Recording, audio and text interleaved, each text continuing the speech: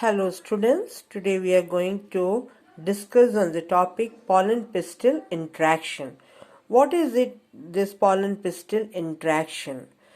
This is the deposition of the pollen on the stigma till the entry of the pollen tube into the ovule.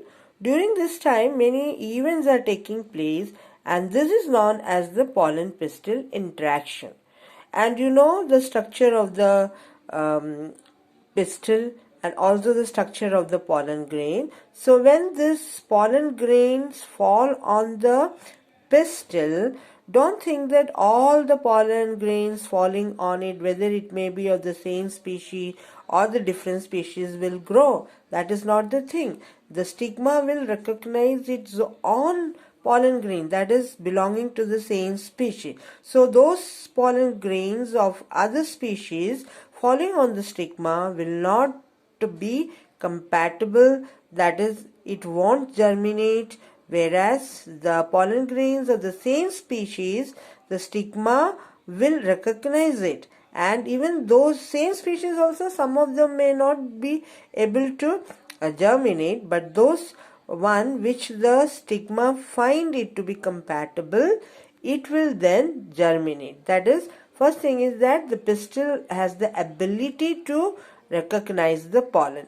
After that, there will be continuous dialogue meditated by chemical components of the pollen interacting with those of the pistil. That is, we have learned also about the chemotropism, the germination of the pollen tube. So here, when the pollen grains are compatible, then only the chemotropism will be shown. After that, you find that this pollen grains then will start, that is, when the stigma has recognized the compatible pollen grain, then the growth of the pollen grain will be taking place. So here, after this compatible pollination, the pollen grain germinates, that is, into a pollen tube, and through the germ pores, that is there where you will not come across the sporopollenin, and the contents then move into the tube. So here, and when this pollen grain is being shed, some are shed at the 2-cell stage.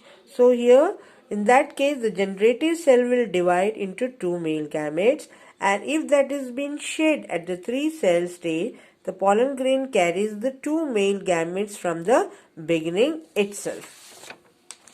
Now you just see, when this pollen grain fall on the stigma, it germinates because the stigma identifies its own species. It belongs to its own species, and this the pollen grains now germinates into the pollen tube, and this pollen tube will be carrying the male gametes, and when it is entering, it can enter through the integument region, then we call it as mesogamy. If it enters through the chalazal region, then we call it as the chalazogamy, and if it enters through the micropylar end, we call it as the porogamy. So suppose if it is entering through the micropylar end, this area, it is micropylar end, it is having the male gametes, and here this will be entering through the synergids, and this synergids, they have got the filiform apparatus,